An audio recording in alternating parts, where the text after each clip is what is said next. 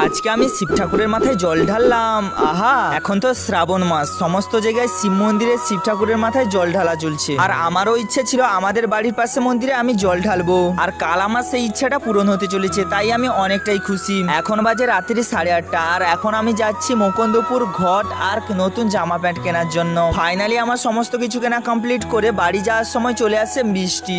বেশ অনেকক্ষণ ধরে বৃষ্টি হচ্ছিল, তার জন্য আমাকে বাড়ি যেতে প্রায় 11:30 বেজে গেছে। মহাদেবের কাছে যাব বলে কথা, একটু তো কষ্টই করতে হবে। আর সকালবেলা পুরো রেডি হয়ে হর হর মহাদেব বলে বেরিয়ে পড়লাম। আর আজকে আমার সঙ্গে যাচ্ছিল আমার 2 পিসির মেয়ে। ফাইনালি এখন আমরা পেটোহাটে পৌঁছে গেলাম, আর এখানে দেখা হয়ে গেল কিছু দিদি আর বোনদের সঙ্গে। আর এখানে সবাই মিলে ফটো তুললো। ফটো তোলা কমপ্লিট করে চলে গেলাম জল তুলতে। আর জল নিয়ে আমরা সবাই মিলে একে একে চলে এসেছি দাঁড়িয়াপুরের শিব মন্দিরে। আর এখন শিব ঠাকুরের মাথায় জল ঢেলে ভক্তি সহকারে প্রণাম করে বাড়ির দিকে যেতে থাকি। আর তোমরা এরকম মিনি ব্লগ দেখতে চ্যানেলটাকে সাবস্ক্রাইব করো। Tata bye.